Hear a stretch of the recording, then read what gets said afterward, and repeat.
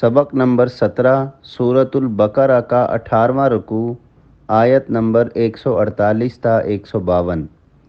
قرآن مجید کی تلاوت با تجوید، حروف و الفاظ کی بامعنی پہچان، جدید پیرائے میں ہر آیت کا آسان ترجمہ، آخر میں ہر آیت کی مختصر تشریح۔ حافظ محمد قاسم خان کی آواز میں۔ بسم اللہ الرحمن الرحیم۔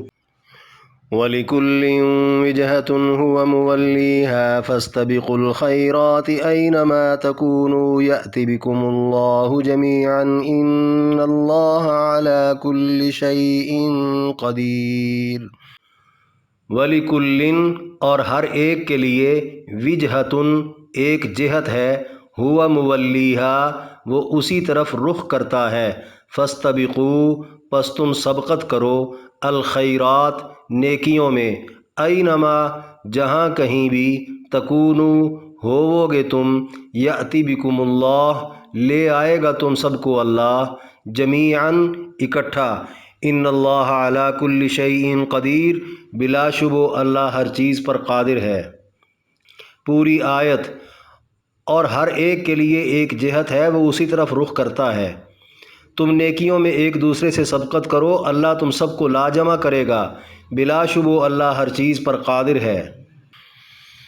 وَمِنْ حَيْثُ خَرَجْتَ فَوَلِّ وَجْهَكَ شَطْرَ الْمَسْجِدِ الْحَرَامِ وَإِنَّهُ لَلْحَقُّ مِنْ رَبِّكَ وَمَا اللَّهُ بِغَافِلٍ عَمَّا تَعْمَلُونَ۔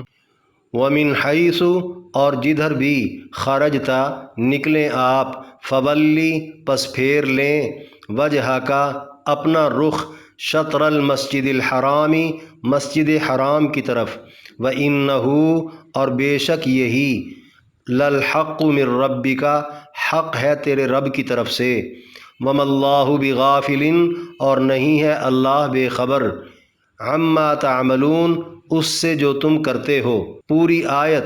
اور جدھر بھی نکلیں اپنا رخ مسجد حرام کی طرف پھیر لیں، بلا شبہ آپ کے رب کی طرف سے یہی بات حق ہے، اور جو بھی تم کرو اللہ اس سے بے خبر نہیں۔ وَمِنْ حَيْثُ خَرَجْتَ فَوَلِّ وَجْهَكَ شَطْرَ الْمَسْجِدِ الْحَرَامِ وَحَيْثُ مَا كُنْتُمْ فَوَلُّوا وُجُوهَكُمْ شَطْرَهُ لِئَلَّا يَكُونَ لِلنَّاسِ عَلَيْكُمْ حُجَّةٌ إِلَّا الَّذِينَ ظَلَمُوا مِنْهُمْ فَلَا تَخْشَوْهُمْ وَاخْشَوْنِي وَلِأُتِمَّ نِعْمَتِي عَلَيْكُمْ وَلَعَلَّكُمْ تَهْتَدُونَ۔ وَمِنْ حَيْثُ اور جدھر بھی، خرجتا نکلیں آپ، فولی وجہ کا پس پھیر لیں اپنا رخ، شطر المسجد الحرامی مسجد حرام کی طرف، وحیث ما کنتم اور جدھر بھی ہوو تم، فولو پس پھیر لو تم، وجوہکم اپنے رخ، شطرہ اسی طرف، لئلا یکون تاکہ نہ رہ جائے، للناسی لوگوں کے لیے، علیکم تم پر، حجتن کوئی حجت، الا الذین مگر وہ جنہوں نے، ظلموا ظلم کیا، منہم ان میں سے، فلا تخشوہم پس نہ ڈرو تم ان سے، واخشونی اور ڈرو مجھ سے، ولیتم تاکہ میں مکمل کروں، نعمتی اپنی نعمت کو، علیکم تم پر، ولعلکم اور تاکہ تم، تہتدون ہدایت پا جاؤ۔ پوری آیت۔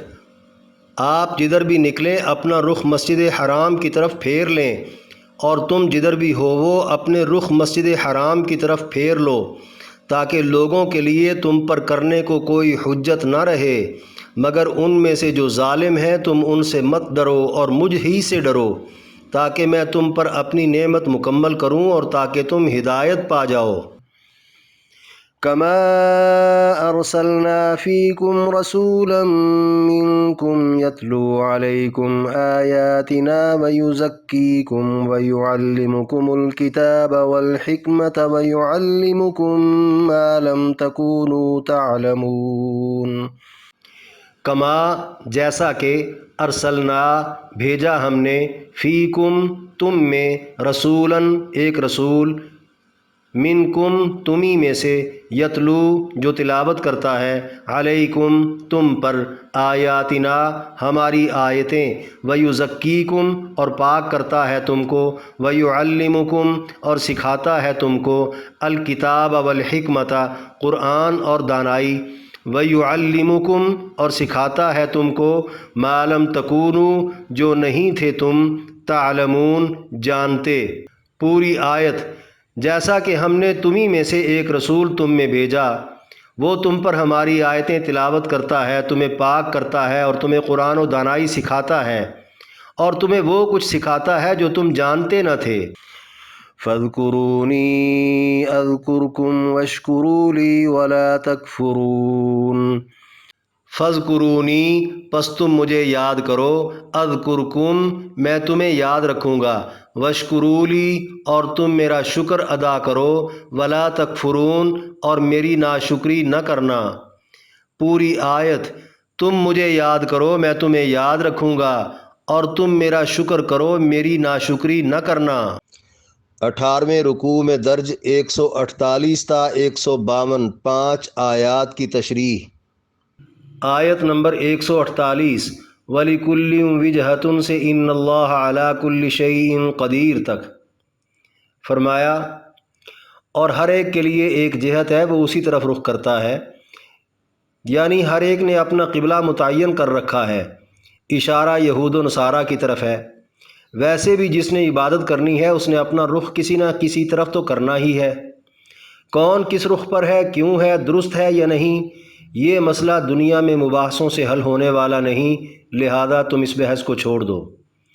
آخر میں فرمایا، تم نیکیوں میں ایک دوسرے پر سبقت کرو، اللہ تم سب کو لا جمع کرے گا، بلا شبہ اللہ ہر چیز پر قادر ہے، یعنی دنیا میں رہ کر کرنے والا کام نیکیوں میں اضافہ ہے، بلکہ نیکیوں میں ایک دوسرے پر سبقت لے جانا ہے، سو تم اس پر توجہ دو، باقی تعیین قبلہ میں اختلاف کا معاملہ اللہ پر چھوڑ دو، وہ تمام مذاہب والوں کو قیامت کے دن جمع کر لے گا، تب تو سب کا رخ بھی ایک ہی طرف کو ہو جائے گا، تمام انسانوں کو جمع کر لینا بھی اور انسانوں کے اچھے برے تمام اعمال کو جمع کر لینا بھی اس کے لیے کچھ مشکل نہیں، کیونکہ اللہ ہر چیز پر قادر ہے۔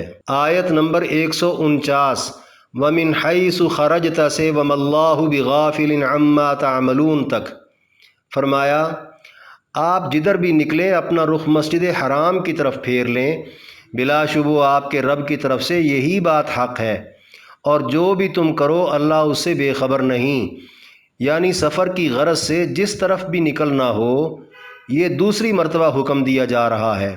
اس سے پیچھے آیت نمبر 144 میں یہی حکم گزر چکا ہے، وہاں غالباً مقیم یعنی مدینہ میں سکونت کی صورت میں تھا، اور یہاں مسافر یعنی سفر کی صورت میں ہے۔ گویا آپ مقیم ہوں یا مسافر، عبادت بہرحال مسجد حرام کے رخ پر ہی کرنا ہوگی، یہی بات آپ کے رب کی طرف سے حق ہے، جو تم کرو اللہ اس سے بے خبر نہیں، یعنی حق بات کی پاسداری پر اللہ کے ہاں محفوظ تمہارا حق تمہیں مل کر رہے گا۔ آیت نمبر 150، وَمِنْ حَيْثُ خَرَجْتَ سے وَلَعَلَّكُمْ تَهْتَدُونَ تک فرمایا، آپ جدھر بھی نکلیں اپنا رخ مسجد حرام کی طرف پھیر لیں، اور تم جدھر بھی ہوو اپنے رخ مسجد حرام کی طرف پھیر لو۔ یہ تیسری مرتبہ حکم ہو رہا ہے، تاکہ کسی نے اگر تبدیلی قبلہ کی پھر سے کوئی امید لگا رکھی ہے تو وہ بالکل ٹوٹ جائے، اور ہر کوئی خوب جان جائے کہ یہی آخری حتمی اور قطعی فیصلہ ہے، یعنی بیت اللہ کی طرف رخ کرنے کا۔ پہلے دونوں مرتبہ حکم غالباً مکانی تھا، جو مقیم اور مسافر کی صورت میں تھا، اب تیسری مرتبہ زمانی حکم ہے، یعنی زمانہ کوئی بھی ہو، آپ کا ہو یا بعد کا ہو یا پھر قیامت تک کا، اب مسلمانوں کے لیے ہمیشہ ہمیشہ یہی حکم رہے گا۔ آگے فرمایا، تاکہ لوگوں کے لیے تم پر کرنے کو کوئی حجت نہ رہے۔ شروع میں جب بیت اللہ کی طرف رخ تھا تب بھی یہودی عیسائی باتیں بناتے کہ بیت المقدس اگر قبلہ ہوتا تو ہم بھی ایمان لانے کا سوچ لیتے۔ پھر جب بیت المقدس کا حکم آیا وہ تو پھر بھی ایمان نہ لائے، مگر مشرکین مکہ نے آسمان سر پر اٹھا لیا، کہنے لگے کعبہ بدل کر ملت ابراہیمی سے مسلمان سنگین انحراف کر گئے، اب دوبارہ جب بیت اللہ کی طرف رخ کرنے کا حکم آیا تو تب بھی کسی کا منہ بند نہ ہوا۔ عین ممکن ہے کہ مسلمانوں کا عمل مسلسل دیکھ کر ہی اب ان کی زبانیں بند ہوں اور حجتیں دم توڑ جائیں۔ آخر میں فرمایا، ان میں سے جو ظالم ہیں تم ان سے مت ڈرو اور مجھ ہی سے ڈرو، تاکہ میں تم پر اپنی نعمت مکمل کروں اور تاکہ تم ہدایت پاؤ۔ بہر کیف تحویل قبلہ سے جن حکمتوں مصلحتوں کا حصول مقصود تھا وہ تو حاصل ہو گئیں۔ کچھ لوگ سمجھ بھی گئے ہوں گے، مگر ان میں سے جو کج دماغ ظالم قسم کے لوگ ہیں وہ طنز اور حجتیں کرنے سے کبھی باز نہیں آ سکتے۔ تم ان سے نہ ڈرو، ان کے مقابلے میں مجھ سے ڈرو، میں جانوں اور وہ جانے۔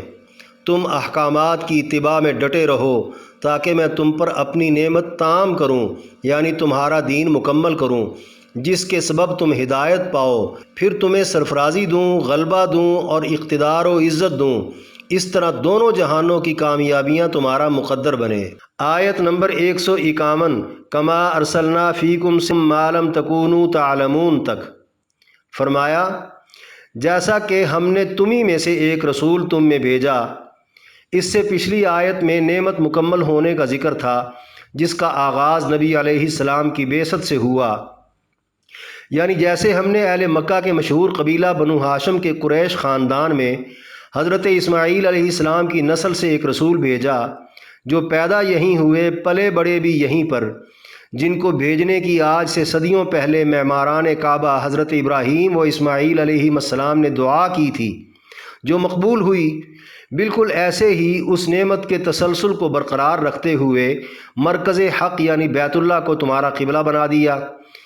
یہاں تک کہ بس نہیں، اس سے آگے مزید احکام آنے والے ہیں بذریعہ وحی، جن کا وقتاً فوقتاً نزول ہوتا رہے گا تا آنکہ دین والی نعمت مکمل ہو جائے۔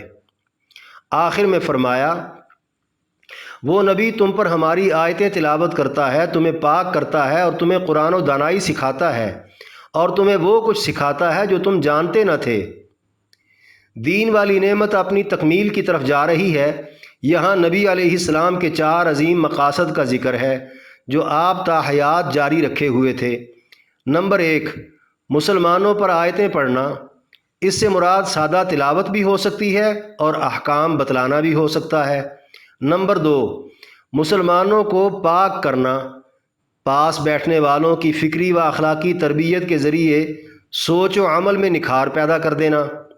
نمبر 3، قرآن کے ظاہری الفاظ میں مذکور اللہ کی باطنی مراد سمجھا دینا اور عمل کرنے کی تمام عقلی صورتیں سکھا دینا، اور علوم قرآن کی گہرائی میں اتر کر 100% عمل کے گر بتا دینا، یہی دانائی ہے۔ نمبر 4، ان پڑھ لوگوں کو ساری دنیا کا استاذ بنا دینا، جو وہ کبھی جان ہی نہ سکتے تھے وہ کچھ ان کو سکھا دینا۔ گویا ظاہری، باطنی اور عقلی و روحانی علوم کی انسانوں میں منتقلی کا یہ سلسلہ اللہ تعالیٰ پایہ تکمیل تک پہنچانا چاہتے تھے، جس کے لیے یہ سارا نظام وضع کیا گیا۔ نبی علیہ السلام کی حیات طیبہ میں وہ نظام مکمل ہوا۔ آئندہ مزید کسی نبی یا وحی کی ضرورت باقی نہ رہی۔ قیامت تک یہ چاروں نبوی کام آپ علیہ السلام کی امت کے ہر فرد کے ذمہ ہیں۔ 14 صدیاں گزر جانے کے بعد بھی کارہائے نبوت کو فرض کفایہ کے طور پر امت کے علماء اولیاء نہایت احسن طریق سے انجام دے رہے ہیں۔ آیت نمبر 152 فاذکرونی اذکرکم واشکروا لی ولا تکفرون۔ فرمایا، تم مجھے یاد کرو، میں تمہیں یاد رکھوں گا، اور تم میرا شکر کرو، میری ناشکری نہ کرنا۔ اوپر والی آیتوں میں مذکور اس قدر نعمتوں اور رحمتوں والے فیصلے آنے پر اللہ کو یاد کرنا، اللہ کا شکر ادا کرنا اور ہر قسم کی ناشکری سے بچنا ضروری بھی ہے اور مفید بھی۔ ضروری اس لیے تاکہ نعمتوں کی ناقدری نہ ہو، اور مفید اس لیے تاکہ نعمتوں میں مزید اضافہ ہو۔ اللہ کو یاد کرنے کا مطلب یہ ہے اللہ پر ہی بھروسہ رکھنا، اللہ سے ہی ڈرتے رہنا، اللہ سے ہی امیدیں لگانا، اللہ کی ہی باتیں مان کر اللہ کو ہی راضی رکھنا اور اللہ کی عبادت کرتے رہنا۔ اللہ کے یاد کرنے کا مطلب یہ ہے اللہ کا مشکلات میں اپنے بندوں کو مدد دینا، مصائب میں صبر و استقامت دینا، نیکی اور تقوی میں ترقی دینا، ایمان و عمل کو مقبول بنا لینا۔ ایک بات قابل توجہ ہے، ایک ہوتا ہے زبان سے کلمہ شکر کہنا، عموماً دیکھنے میں آیا ہے لوگ اسی کو شکر بجا لانا سمجھتے ہیں، یہ بھی اپنی جگہ ٹھیک ہے، مگر عملاً شکر بجا لانا اصل شکر ہے، یعنی نعمتیں ملنے پر جو احکام ان نعمتوں کے متعلق دیے گئے ہوں وہ پورے کرنا شکر کہلاتا ہے۔ جیسے کوئی آدمی مالدار ہو گیا ہو، اب وہ زکوٰۃ و صدقات دیتا رہے، اسی طرح جس کو دین کا علم مل گیا ہو وہ دوسروں تک پہنچاتا رہے، یہی اصل شکر کرنا ہے۔